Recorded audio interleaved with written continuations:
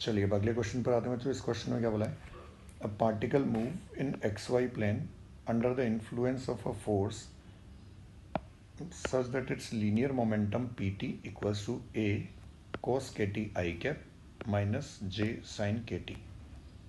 देखिए इसका जो मोमेंटम दिया हुआ है पार्टिकल का, मोमेंटम की वैल्यू हमको दी हुई है,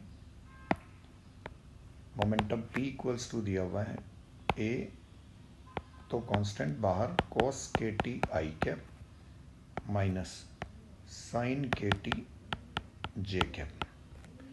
ये इस पार्टिकल का मोमेंटम दिया है। पूछा गया the angle between force and momentum, force और मोमेंटम के बीच का एंगल फाइंड आउट करना है। अब देखिए हम मोमेंटम दिया है तो फोर्स हम कैसे निकालते हैं बच्चों, फोर्स होगा D P upon D T.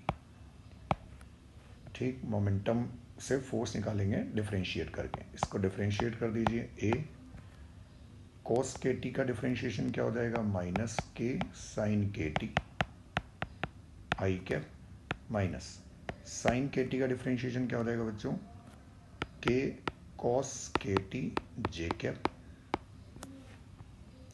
जे डिफरेंशिएशन हो जाएगा। अब हमारे पास मोमेंटम भी आ गया और फोर्स भी आ गया, दोनों के बीच में एंगल चाहिए। तो एंगल बिटवीन, पूछा क्या हमसे, angle between momentum and force. तो देखिए सबसे पहले दोनों का डॉट प्रोडक्ट कर दीजिए, P dot F.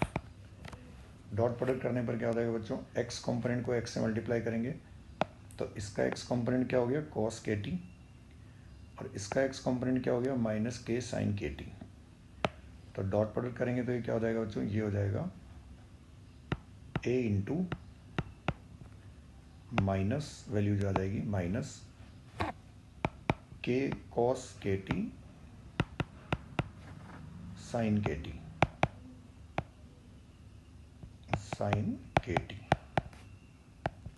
X component को एक्स कंपोनेंट से मल्टीप्लाई कर दिया तो minus K cos K T sine K T. अब वाई कंपोनेंट को मल्टीप्लाई कर दीजिए, वाई कंपोनेंट यहाँ पर कितना है, माइनस साइन के टी, इधर वाई कंपोनेंट कितना है, minus K cos K T. दोनों को मल्टीप्लाई करेंगे माइनस माइनस प्लस, तो ये हो जाएगा के cos K T sine K T. अब देखिए minus K cos K T sine K T और plus K cos K T sine K T, मतलब डॉट प्रोडक्ट कितना हो गया बच्चों, ज़ीरो। और अगर डॉट प्रोडक्ट दो वेक्टर्स का ज़ीरो है, इसका मतलब हम क्या बोल सकते हैं, so momentum will be perpendicular to force. Force और मोमेंटम जो हो जाएंगे दोनों एक दूसरे के परपेंडिकुलर हो जाएंगे, मतलब इनके बीच में एंगल कितना हो जाएगा बच्चों, 90 डिग्री।